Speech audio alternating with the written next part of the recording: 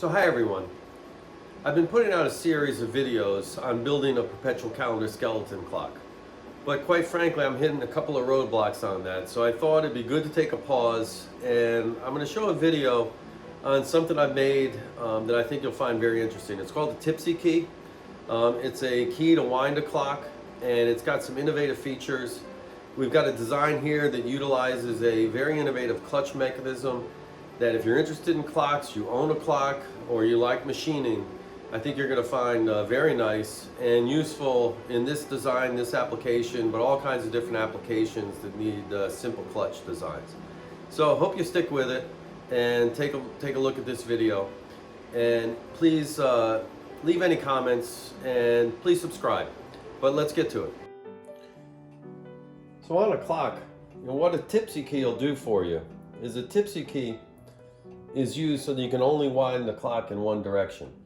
So if you see here on this regulator I built, here's this tipsy key, and you can see very clearly when you go in to wind it, if you try to go the wrong way, nothing's going to happen. When you wind it, it'll engage and wind the clock. And this is very good. It'll protect your clock from anyone coming up here and trying to wind it the wrong way, and then when you can really damage the wheels behind there. So really nice device, and let's talk about, I think, a simpler way to make them, and one that actually gives you much nicer action. When you hear it go this way, you can hear it's silent, just very smooth. You know, there are other ways it immediately engages. So the place where I got the first design for the tipsy key was out of this book. These books by John Wilding they're awesome, just a great reference of material. And if you haven't built a clock yet and you want to, I would definitely recommend getting one of these designs by Wilding. The way he documents, you can see for the regulator I built, you know, it is a very good reference book. But here you can see a design of a tipsy key. And just looking at the way they were done typically, and this is a very traditional construction that he's got here, is there's a little ratchet that has a click, and it'll go one way, and so these two pieces.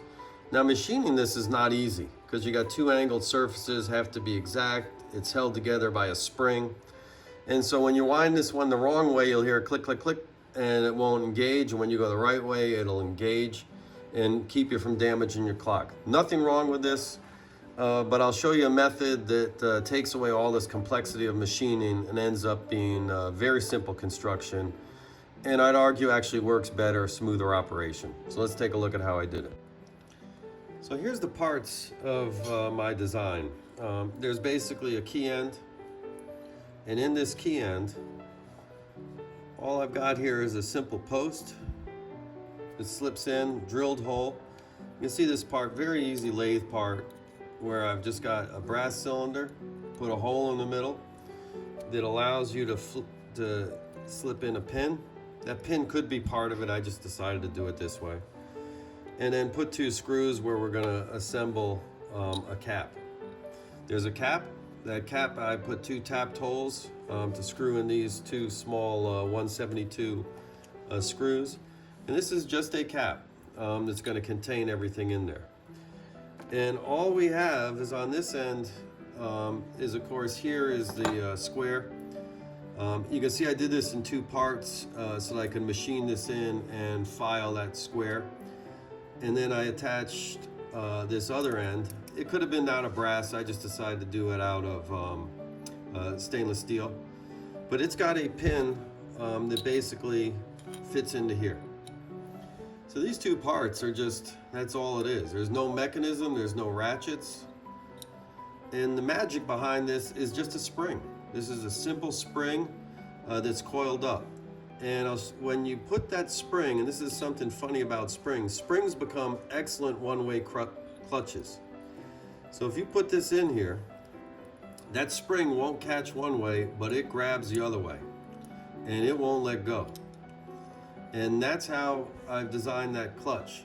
So there's no complex geometry, there's no complex angles, just standard straightforward lathe machining.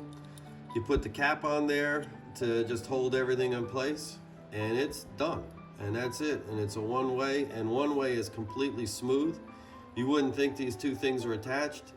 The other way, it grabs and it will never let loose because that spring just wants to bind in on tighten. Now, how do you make that spring? I'll show you. That's a pretty simple thing, and let me show you where you can get the design for that because this is all very straightforward. Something you don't even really need plans for once you understand this concept. So for the spring, first thing we need material, and use here a piece of music wire. It's called. It's basically spring wire. You can buy these places like McMaster. But what you see here is I've got a piece of wire that's 032, so it's 32 thousandths wire. And then what you simply do is go to a reference table. I use Machinist Handbook. This is an unbelievable reference. Anyone that doesn't have it, it has got everything in it. And in here, there's all kinds of tables. And here's the one we're looking for. And you can see here, it's a simple table that tells you the arbor diameters for springs made from music wire. That's exactly what we're looking for. And you can see here, what's your wire diameter? We said we've got 032 diameter.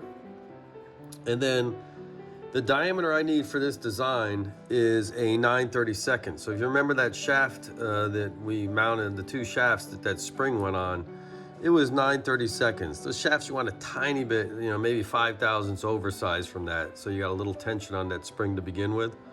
But then with this table, you go down there and it says you need an arbor of 0.185, 185 thousandths to wind that spring around. And when that spring relaxes, that's going to be the relaxed diameter that spring's going to hold is going to be that 9/32.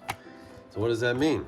All you need to do is you get a piece of steel, anything, and just turn that thing down to that diameter that you saw on that table.